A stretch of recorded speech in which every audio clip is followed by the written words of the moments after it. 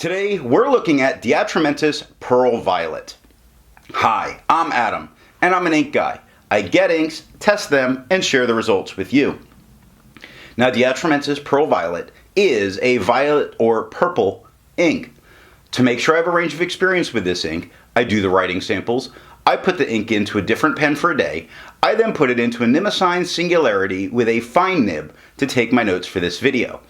Now before we go to the writing samples, let's look at the sciencey bits. Up first is the chromatography, and I agree with Vita that I've learned a lot by doing multiple chromatographies. The one on the left is done the way it's supposed to be done. I put a line of ink down and immediately put it into water for 10 to 15 seconds. And what we see is there's this kind of greenish gray that's pushing up. Now the line across the bottom is in there a little bit, but it's still pushing up quite a bit. Then we start really seeing that purple or violet ink come in. And it's a vibrant, very vibrant violet ink. The one on the right, I let dry for 10 minutes before dunking it into water. And what we really see that stands out the most is two things. One, the ink does not travel as far up. But the major one is the line across the bottom that is really there and into this filter paper with only 10 minutes. It makes me feel that there may be some sort of resistance with this ink. Resistance tests are done to see how this ink can be expected to perform on the page, and more importantly, how hard it might be to clean from your pen. Now I let the smear dry for 3 days before testing it. Looking at the highlighter, it mostly handles it okay. The lowercase h has the area where it starts to really become blurry. Anytime there's blurriness like that, it makes me wonder about using it if they're important notes. I myself would not use it in a note-taking situation if I'm going to go back and be highlighting. Water reactivated and only lifted away the violet portion of this ink. All of those grayish green tones that were at the bottom are still very there. They are not budging. Pen Flush had the same problem. That greenish color that was on the bottom of the second chromatography is still very much there and not moving. With Pen Flush, it makes me worry about having to use Pen Flush or more having to use a 1/3 bleach solution. Now the 1/3 bleach solution did completely remove it. We do see some yellow staining around the edge of that. That will get it completely out of your pen without a problem. If you have to use a 1/3 bleach solution, I always suggest that you put it into your pen and quickly get it out and then start flushing it immediately with water so that you don't rust any of your metal parts. For the inks I've tested, I have found an average viscosity of 2.5, with a realm of normal being from 2.1 to 2.9. The Atramentis Pearl Violet has a viscosity of 3.39, making it a dry ink. To find my average dry times, I use my writing samples done on Clairefontaine, Tomoe River, and Rhodia paper with the extra fine and medium nib. For the inks I've tested, I have found an average dry time of 17 seconds, with the realm of normal being from 13 to 21 seconds. The Atramentis Pearl Violet, despite being such a dry ink, has an average dry time of 15 seconds. Normal. Now, let's look at the writing samples. I picked this ink up in sample form, and to keep my writing samples consistent, I use a Jinhao 159 with a Goulet 1.1 stub, a Jinhao X450 with a Goulet medium, and a Jinhao X750 with a Goulet extra fine. Let's take a look at Clairefontaine. We get no bleeding, no ghosting. The 1.1 has no feather spread. Halo sheen, it has great shading. Very nice shading, not overdone, not screaming about the shading. Very understated. Really, it's nice, it's there, it doesn't have to scream at you. So the E is a little bit darker, the top of the T is a bit darker, the IS is a little bit darker, the L is a little bit darker. It's got nice shading in the 1.1. The extra fine is a noticeably lighter tone. It has no feather spread, halo sheen, and it has really nice shading throughout. And we see it all in that it's gently in and gently out, like the Starts dark, gets light, or starts light and gets darker all the way through. Quick starts as a mid-tone, gets a little darker. I'm saying everything absolutely backwards. It is backwards day for me. Quick starts as a mid-tone, gets a bit lighter, and then goes and gets itself a bit darker again. Brown is a solid tone all the way through. Fox starts nice and light and gets dark. The very consistent tone, and over is a lighter tone the whole way through on it. 10 seconds to dry. Now medium is a noticeably darker tone in itself as a whole here. It has no feather, spread, halo, sheen, and it does have some very nice shading going on. It's easier to see with the medium than it is with the extra fine. It starts nice and dark, gets light, gets dark again. Brown starts really dark and turns completely into a mid-tone. Fox starts light and gets dark. 16 seconds to dry. The scrubby for both show us very nice color variation. We do see a fair amount of color variation.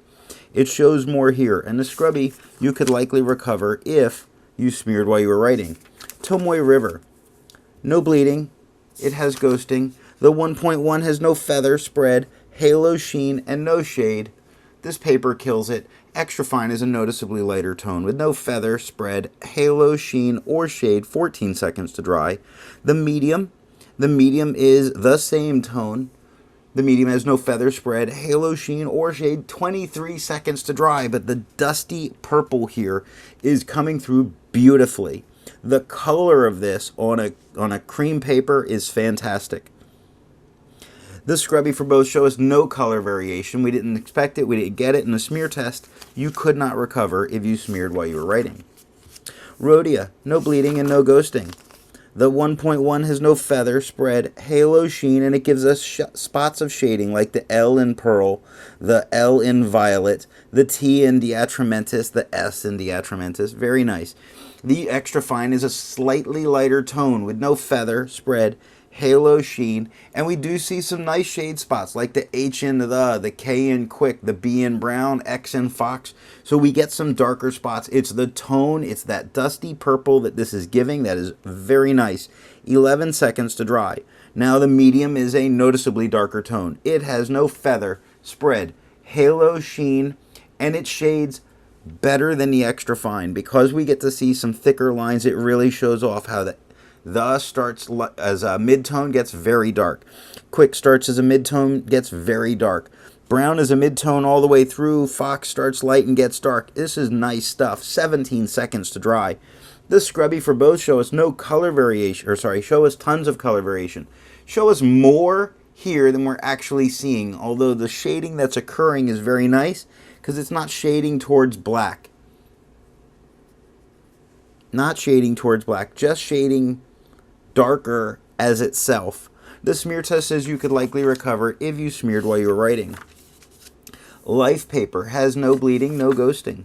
Love this paper. It's a treated paper. It's fantastic. The 1.1 is no feather, spread, halo, sheen, light shading spots. Very nice, very dignified. The T is darker than the rest of Violet. The S is darker than the rest of Atramentis. On the extra fine, we get a noticeably lighter tone than we get with the 1.1. It has no feather, spread, halo, sheen. Unfortunately here, this cream paper, this paper as itself, the shading did not come through here. 8 seconds to dry. Now the medium gets to be a darker tone than we saw with the with the extra fine. It has no feather, spread, halo, sheen, and again here, no shading. For some reason on a life paper, this ink did not give us the shade. It took 12 seconds to dry. The scrubby for both show us no color variation. We didn't expect it. We didn't get it. In the smear test, you could likely recover it if you smeared while you were writing. Apica. And you know, I don't get this a lot with Apica. I have spots that are coming through. It's not bled through. It's deep into that page. You really see it coming through. So it has not bled through. It would not stop you from using the back of the page. But you are seeing significant show through in those areas.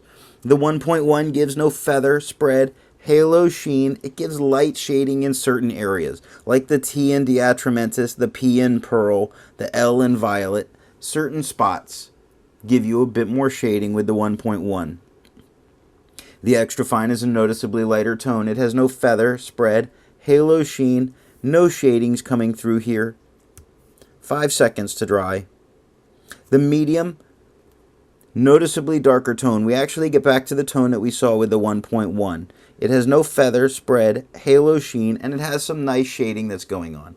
H, E, and the is darker than the T. The Q in quick starts dark, gets to a midtone, travels that midtone across, and then gets darker again. So we do see that this ink is capable of that shading, although it's not the shade on this ink that I go after. It's the tone itself of this purple as a beautiful dusty purple. 8 seconds to dry.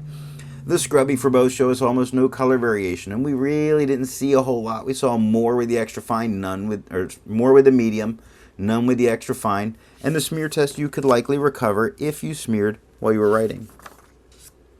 So Kristof paper gives us a ton of spots coming through. It does not come all the way through, but it is spotting really intermittently. But we see it happens in all three, the 1.1, the extra fine, and the medium. But it doesn't bleed all the way through, it doesn't make the back of the page completely unusable, and it absolutely does not touch the page underneath. The 1.1 has spread, and it has feather. It has no halo, sheen, or shade.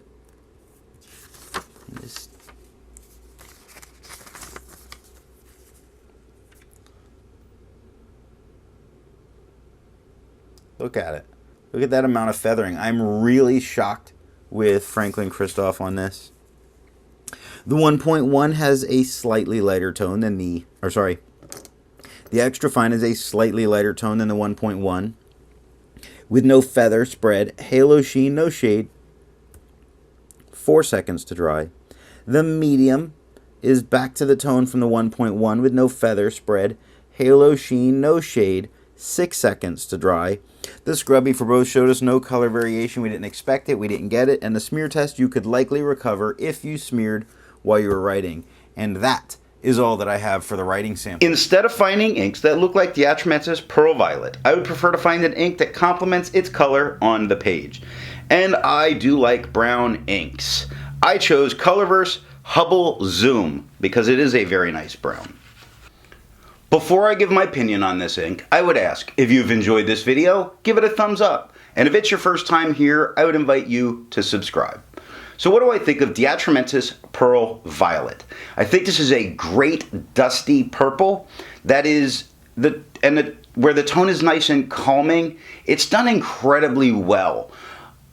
I enjoy purple inks. They're not what I run to, not normally the dusty ones, but this one is done perfectly. Nail meet the head of the hammer. Thanks for watching.